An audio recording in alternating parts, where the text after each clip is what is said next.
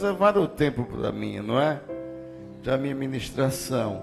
Então eu vou ter que pregar. E eu quero aqueles louvores na próxima sexta-feira, porque estava tão perfeito louvores também. E vocês tiraram tudo da minha organização. Não é? Tá certo. Então eu vou ministrar parte dessa pregação hoje. Eu vou continuar na próxima sexta-feira. Amém? Eu quero dizer que a igreja tem sido o meu bálsamo. O bálsamo de todos nós é o Espírito Santo de Deus, mas a igreja também é bálsamo. O abraço é bálsamo. O Gerson, quando faz essas coisas com tanto carinho, que dele? Veja, filho, você me enrolou, filho. Você me passou a perna. Eu vou descontar no xadrez, viu? Eu vou pegar você depois. Esse Mauro Roberto. Marceline fez um almoço tão gostoso hoje. Eu estava achando estranho algumas coisas, mas eu não imaginava isso não. Realmente me pegaram de surpresa. Quando quem me se entregou foi Dioguinho com aquela gravata. Pronto, aí eu já desconfiei logo. Mas a unção de Deus está aqui nesse lugar, amém? Um dos assuntos mais polêmicos para a gente falar é o novo nascimento. E eu peço à igreja que continue orando para o nosso encontro de casais, que vai ser maravilhoso. Incrível, incrível. Como em cada detalhe Deus está cuidando, dizendo aleluia. Dizendo, eu vou surpreender a você. A mim, pai, a você. Tá bom. Se tu causa surpresa, eu fico feliz, porque qualquer surpresa do Senhor são bênçãos dos céus. Amém? Meus amados, eu vou pedir tão somente que vocês me dêem um presente hoje. Vocês prestem atenção nessa ministração. Porque tem gente, preste atenção no que eu vou dizer. Tem gente aqui que tem certeza de salvação, que será salvo, mas perde muitas oportunidades de ganhar almas para Jesus, porque muitas vezes não vive o nosso nascimento. Não percebe o que é novo nascimento. O nascer do sol, o nascer de uma estrela, o nascer de uma obra-prima, o nascer de um filho, de uma filha, tudo aí é interessante. Mas às vezes mudamos até o termo. O que é nascer? Humberto Holden, já falei aqui, que ele define criação diferente de criação. Criar, segundo ele, filólogo, ele dizia que é aquilo que você cria de dentro de você para fora. Criação. A criação é criar galinha, criar cabra, criar ovelha, criar bicho. Mas o que é nascer? Que todo o processo de nascimento tem alguma coisa que morreu para se nascer. Até a metamorfose de uma linda lagarta, ela passa a ser uma belíssima borboleta. Mas o mais difícil não é entender o nascimento. O mais difícil é entender o renascimento. E isso Jesus explicou para um grande mestre da lei. Lá em João 3, 1 a 3, diz assim: havia entre os fariseus um homem chamado Nicodemos, membro do Supremo Tribunal dos Judeus. Ele à noite, ele procurou Jesus e lhe disse: Rabi, que significa mestre, sabemos que és mestre vindo da parte de Deus, porque ninguém pode fazer esses sinais que estás realizando, se não estiver com Deus, com Ele. E finalmente Jesus responde. Jesus respondeu-lhes declarando: em verdade, eu te asseguro, que se alguém não nascer de novo, não pode ver o reino de Deus. esse diálogo continua porque o mestre era um homem que era líder espiritual. Ele não era líder de uma academia, mas ele era um líder importante de espiritualidade naquela época. Mas ele não procurou Deus durante o dia, ele não procurou Deus durante a tarde, ele procurou Deus para que as pessoas não o vissem procurar, porque seria uma desonra ele fazer esse tipo de pergunta, ou até mesmo ele procurar um que era tido como rei de judeus, o qual não era rei nenhum segundo os próprios judeus. Mas a complicação continua quando ele diz: mas eu terei que nascer, entrar no ventre da minha mãe outra vez para nascer de novo? Eu peço às intercessoras, por gentileza, que entrem nessa batalha. Eu pensei que era simples hoje. Está difícil. Mas Deus vai continuar, amém? Está difícil não é ministrar, está difícil é ser instrumento de Deus para que Ele possa dar a mensagem quando o homem não quer receber. Quando o homem não quer receber, tudo acontece para ele se desviar, para ele se destinar para um outro foco, que não seja o foco da mensagem do Senhor. Mas eu, em nome de Jesus, isso só vai servir para mim, porque Ele não está me autorizando a falar. Em nome de Jesus, eu profetizo sobre a sua vida, filha, que você será um homem de Deus. Você professará Jesus Cristo como Senhor e Salvador, nem que seja no leito. Eu não quero que seja no leito, não, nem Deus. Mas o teu orgulho impede de você dobrar seus joelhos e confessar que Ele é o Senhor. E o que vamos aprender nesta noite, com a simples ministração de um novo nascimento, é que muitas vezes as pessoas querem receber Jesus e o recebem como Salvador, mas poucos querem recebê-lo como Senhor, porque estão indo às igrejas muito mais para aliviar o seu senso de consciência, o seu senso pesado, a sua própria consciência em si, para dizer que fez a sua atividade eclesiástica com Deus. Às vezes a igreja é mais um centro de encontros, um regar de relacionamentos de amigos, de atividades sociais, até mesmo aliviar e sai bem, mas não professam com os lábios que dizem que é Deus, para viver o que é Deus. E sabe o que acontece? Os resultados geralmente vêm com resultados tristes. Quando eu voltei, conforme eu estava conversando com vocês no início do culto, acerca do rapaz, o Espírito disse para mim: isso que está acontecendo com ele é fruto da escolha dele. Todo o nosso resultado de vida é fruto das nossas decisões, de nossas escolhas. Mas, pai, se ele escolheu isso, por que eu sofro tanto? Porque você, como os meus filhos que se colocam no processo intercessório, precisam aprender a brigar por eles.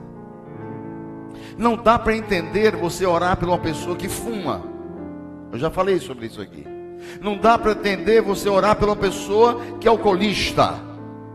Não dá para entender por uma pessoa que não quer parar de se drogar. Sabe por quê?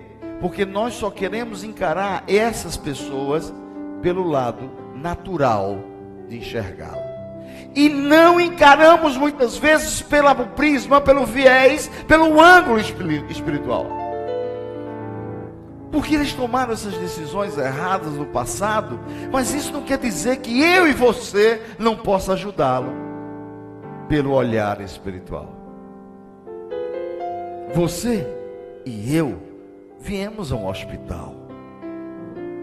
A igreja é um hospital. precisamos de tratar os enfermos. E os que estiverem já bem de saúde, precisa atender o que Paulo disse: suportai as debilidades dos fracos. O nascer não é nascer da água. Alguns personalistas, alguns teólogos falam que nascer da água era como se fosse um envolto do líquido amniótico. Não. Nascer da água, ele quer representar muitas vezes o nascer da carne. Quem nasce da carne é carne, quem nasce do espírito é espírito. Mas ele não quer dizer isso. A simbologia, quando Jesus diz que é para nascer da água, é que a água é uma simbologia de purificação. De purificação. Para ser um candidato forte a receber as bênçãos da vida eterna, você precisa decidir pelo renascimento. Nascer de novo é a palavra ideal que Jesus falou. Mas eu poderia botar, como eu escrevi aqui, renascer. Etimologicamente seria nascer outra vez. Mas às vezes é quando você quer conhecer um casal, está trabalhando um casal. Não é para recomeçar o relacionamento. Não. Você tem que dar um novo começo com as mesmas pessoas. Quando você dá um novo começo a um relacionamento a dois, você vai mudar as bases que nortearam a primeira decisão de relacionar-se. O perfil de um renascido, primeiro, ele é um redimido. Todo homem que decidiu olhar não pelo lado natural, como o próprio Nicodemos viu, ele precisa olhar pelo lado espiritual. Por isso que um doutor da lei não entendia a palavra de Jesus. E a Bíblia diz, lá em Efésios capítulo 1:7, diz: nele temos a redenção, o perdão dos nossos pecados pelo sangue, segundo as riquezas da graça de Deus. Redenção é algo que o homem não vai entender se não for buscar em Cristo Jesus. Ele pouco valoriza redenção, santificação, regeneração. Não. Isso torna praticamente sem efeito. O importante é eu estar com a minha consciência em paz de fazer o certo. E o certo muitas vezes é consequência de uma racionalidade humana. Porque todo bem emana de Deus. Isso é Bíblia. Segunda característica de um renascido: ele é um herdeiro. As pessoas precisam entender que nós somos co-herdeiros com Jesus Cristo. Romanos 8:17 diz: se somos filhos, há dois termos conceituais de filhos. Enquanto você encarar racionalmente Jesus, você vai ser filho da criação. Vai considerar Jesus apenas como um profeta. Vai ter Jesus apenas como um judeu que teve o seu período importante na trajetória de 2017 anos atrás. Mas se você continuar vendo Jesus como o Senhor dos Senhores, como Filho do Deus Altíssimo, como Redentor, expiador da nossa vida, aí você continua o versículo: se somos filhos, então também somos herdeiros. Herdeiros de Deus e co-herdeiros com Cristo.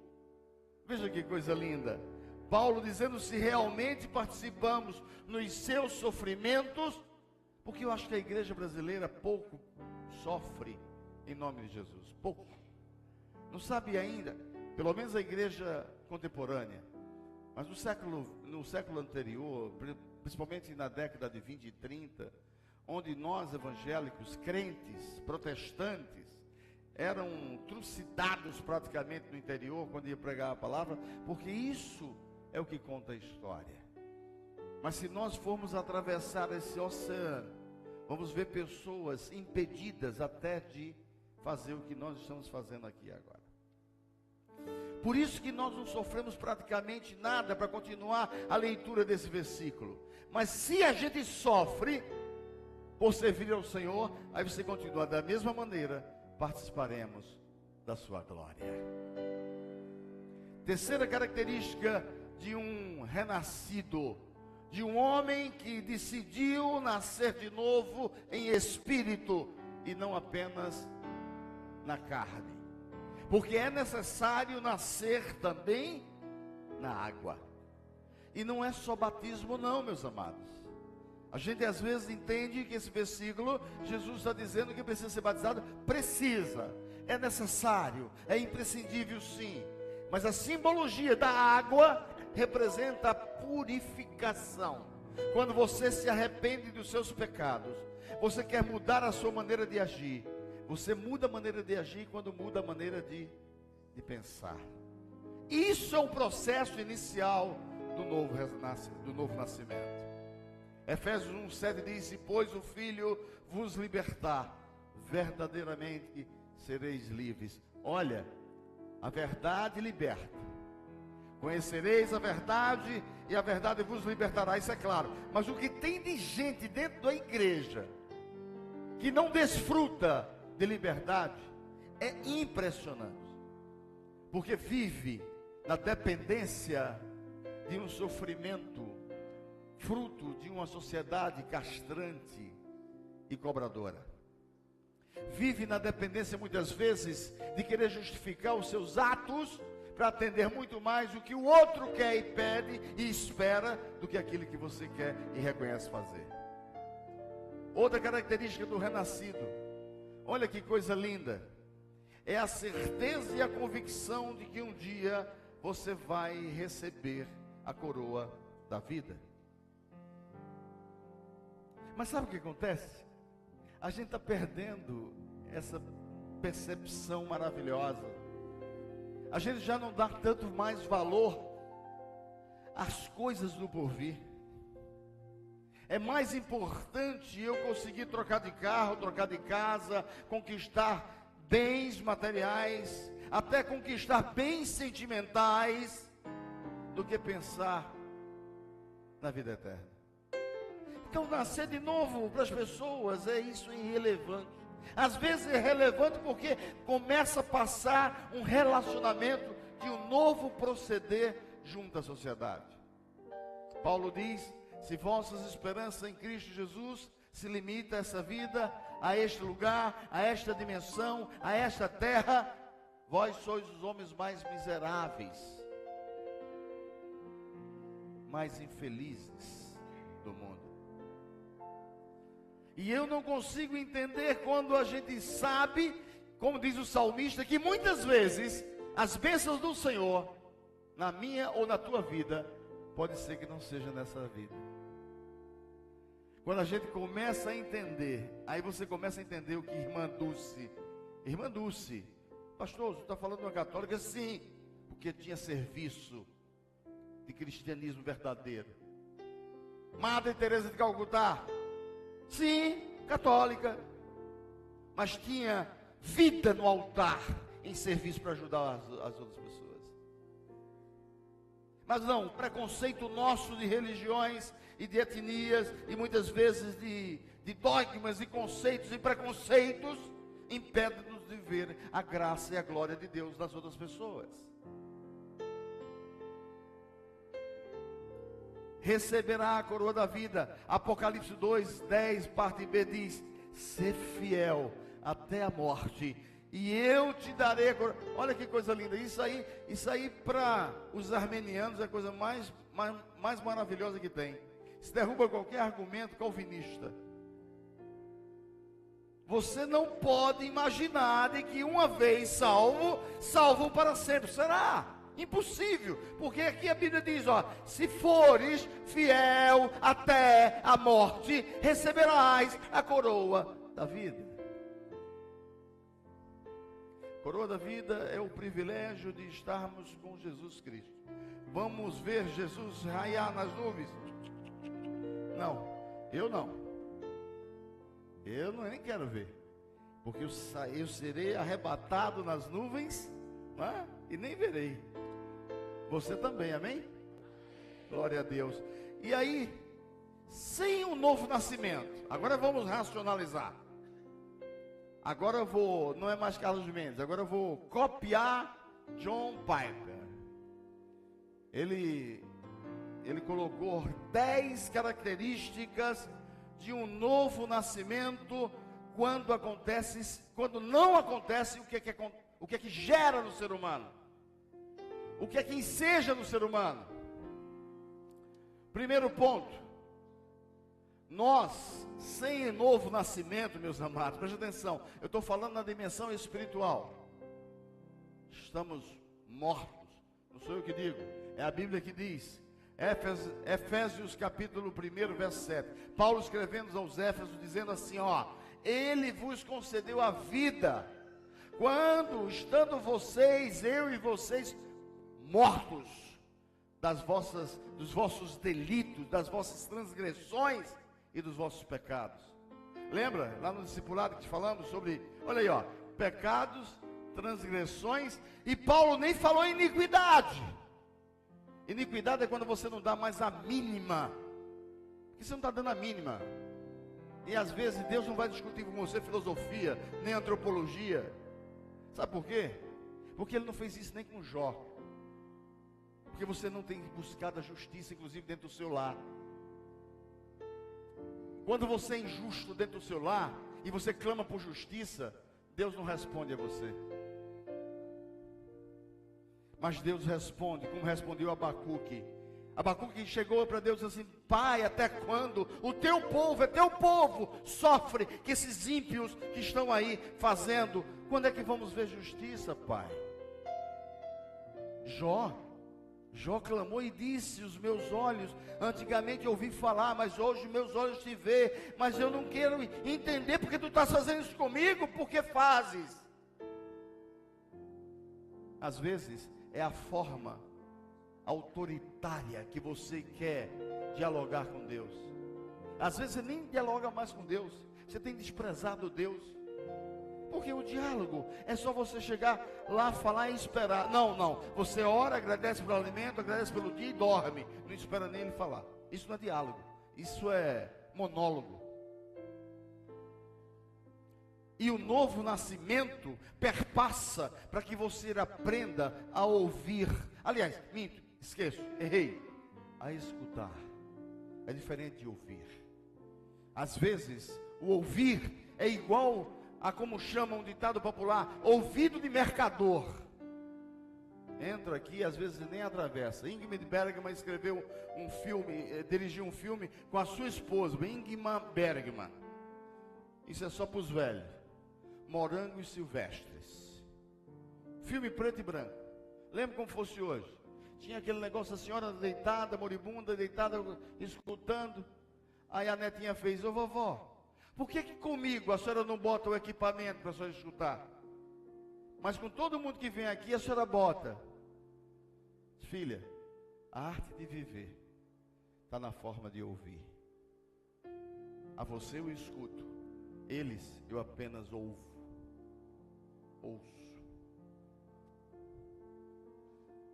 E com Deus, você quer escutar Deus? Ou você continua no seu pedestal de filosófico, pedestal de querer ser o Senhor da sua razão, autossuficiente, independente? Deus silencia para pessoas como você. Porque eu tenho um exemplo de um homem que não vai se repetir mais na história da humanidade, que é Jó. Ali estava em jogo o caráter de Deus, não era nem a personalidade de Deus, para mostrar um míope do mal, chamado Lúcifer, que é anjo de luz. Ele diz, tu estás assim, porque ele tem tudo. Eu estou dizendo que Deus está mandando te dizer, você acha que tem tudo. Você acha que não falta nada. Mas está faltando um vazio no teu coração, que é do tamanho de Deus. Eu tive um professor, no Seminário Teológico do Norte, no Teológico Batista, chamado pastor Antônio Lisboa Dorta. Era um bem baixinho, um homem, mas de uma grande... Ele dizia assim: nenhum pecador merece uma mensagem, um pecador. Você tem que pregar para a igreja, você não tem que pregar para uma pessoa. Isso Deus está falando comigo aqui. Você sabe mais outras características do nascer de novo? Quando você não toma essa decisão de não querer nascer do Espírito e da água, somos filhos da ira. Às vezes você nem percebe, mas estamos tão irados, irritados. Parece como diz Tiago, homem de pensamento dobre, ou seja, é um bipolar. Tem um relacionamento hoje, mais tarde tem outro. Tem uma posição hoje, para a semana tem outra. E não se mantém na integridade de saber. A gente não sabe o que vem dali. Todo dia ele muda. Todo dia tem um comportamento excêntrico. Não é? E quem diz o sou eu, é a Bíblia, em Efésios capítulo 2, verso 3. Anteriormente todos nós também caminhávamos entre eles, entre pessoas do mal. Foi lido aqui em Salmo 1, diz assim: olha, bem-aventurado o homem que não se assenta na roda dos que escarnecem. E olha o que Paulo está dizendo aos Éfesos. Ele está buscando satisfazer as vontades da carne. Só prazer. Prazer que eu estou falando, meu amado, geralmente a gente tem bebedeira e sexo, não. Não. Prazer é até você ir só para os lugares, você esquece Deus. Mas o final de semana é só para passear e brincar. Deus? Deus não. Eu reconheço Deus, mas não vivo Deus. Eu sei que Ele é poderoso, mas não na minha vida.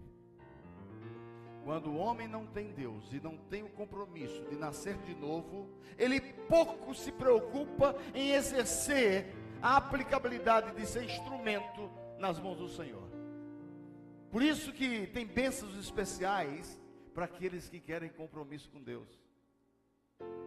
Quem tem compromisso com Deus, Deus tem compromisso com ele. Mas peraí, pastor, então quer dizer que Deus só abençoa quem tem compromisso? Não.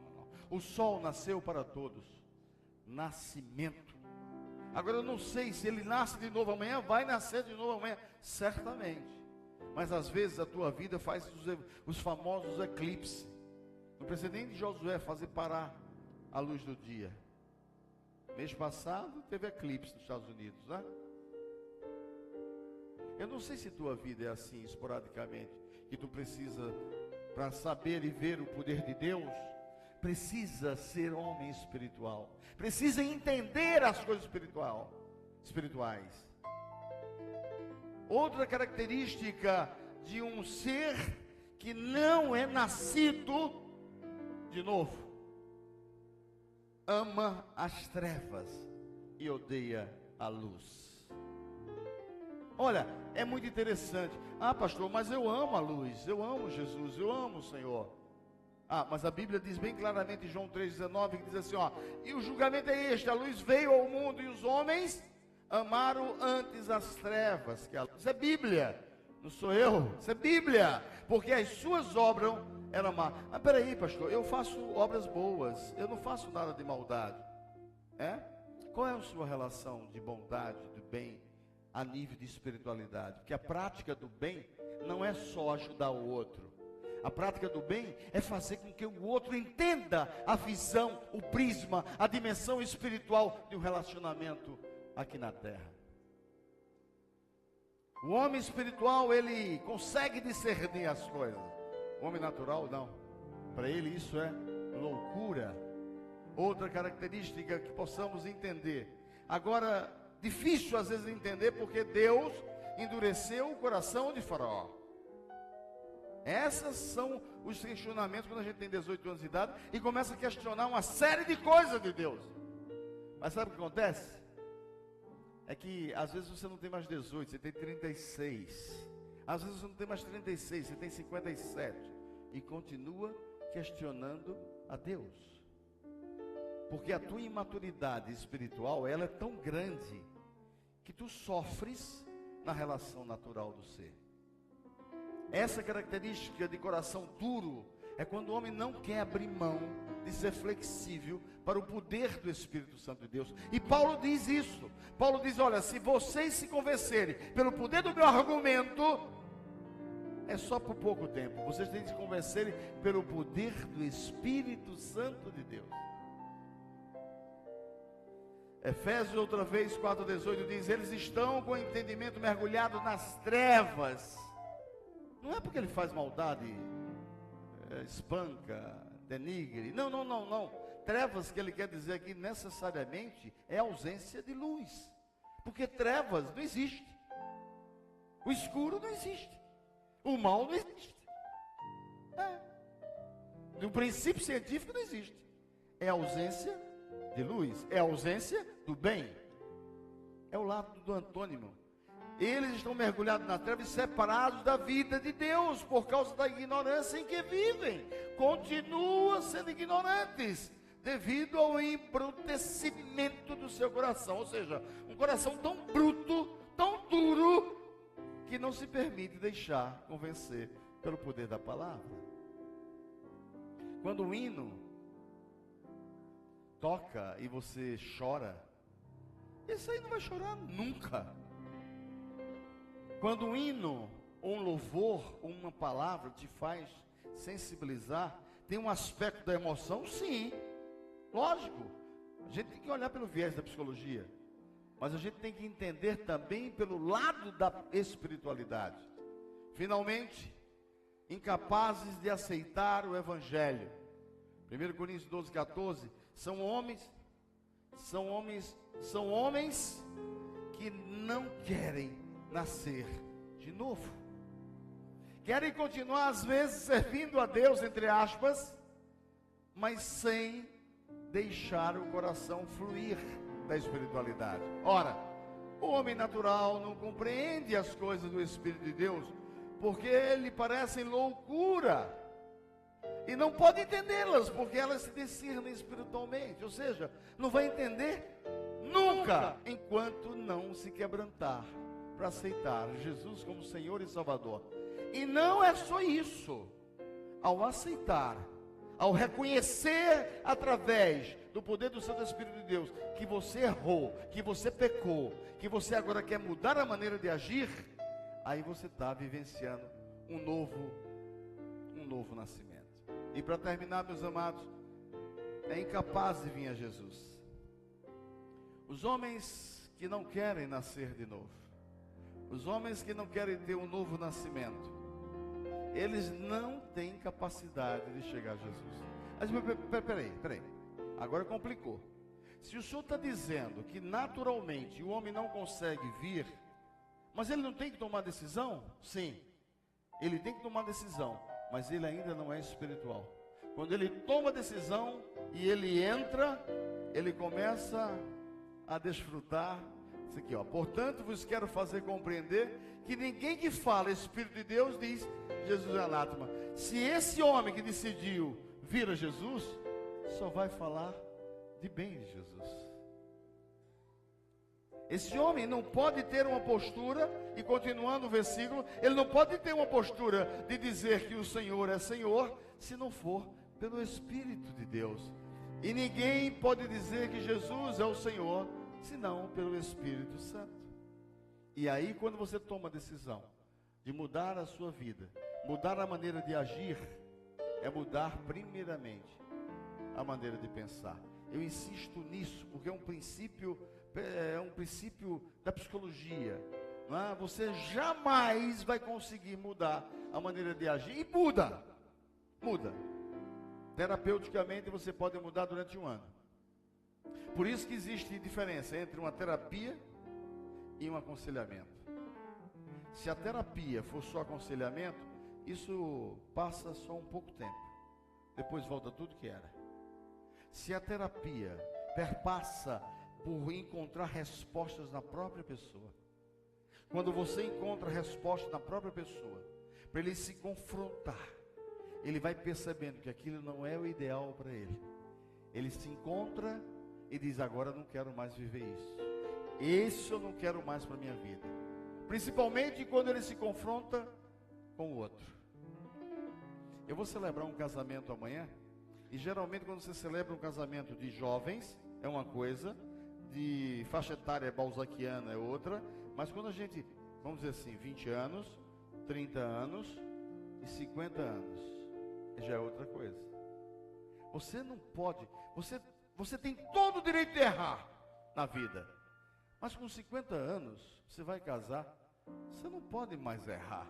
Você tem que saber escolher, porque casamento é algo imprescindível para renunciar a si mesmo. Eu estou citando casamento porque a relação com Jesus é um casamento.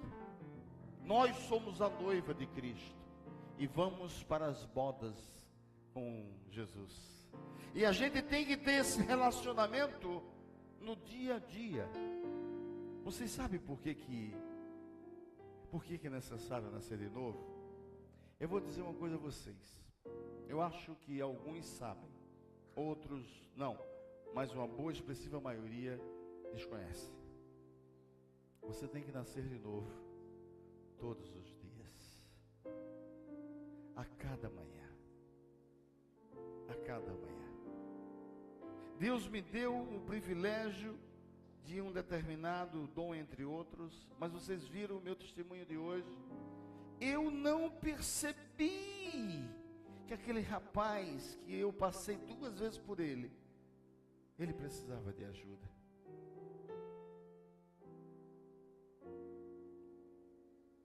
Eu tinha obrigação. Primeira coisa que eu vou fazer amanhã é passear no shopping da Barra. Não, é Barra, da Barra de Jangada. É mini shopping o nome, se eu não me engano, não é isso? Eu vou passear, botar boné, sandália, bermuda, vou orar por aquele shopping todinho, só pelo que aconteceu hoje. E Deus vai me mostrar esse homem outra vez, para eu sentar perto dele, conversar com ele e convidá-lo a entender o que significa o novo nascer. Você está pronto para um novo nascimento? Tem uma visão teórica, que é o que eu falei, e tem uma visão prática. A palavra de Deus diz em Efésios 2, 4 e 5: mas Deus, sendo rico em misericórdia, por causa do grande amor com que nos amou, e estando nós mortos em nossos delitos ou transgressões, conforme foi lido, nos deu vida juntamente com Cristo, porque pela graça somos salvos. Entender a graça, meu amado, é difícil. É a mesma coisa que querer entender a relação hipostática de Jesus, 100% homem, 100% Deus. É querer entender a Trindade. Não dá para entender. Eu não consigo entender. Eu já estudei um pouquinho, mas eu sei que toda vez que eu estudo, eu tenho convicção plena que eu nada sei. Seja na visão da psicologia, seja na visão da teologia, seja na visão popular do relacionamento humano. Mas quando a gente quer decidir por nascer de novo, as coisas mudam. Mudam para nossa esposa, muda para nossos filhos, muda para a nossa relação com Deus. Eu queria pedir ao Ministério do Louvor que voltasse aqui à frente, colocasse uma canção que eu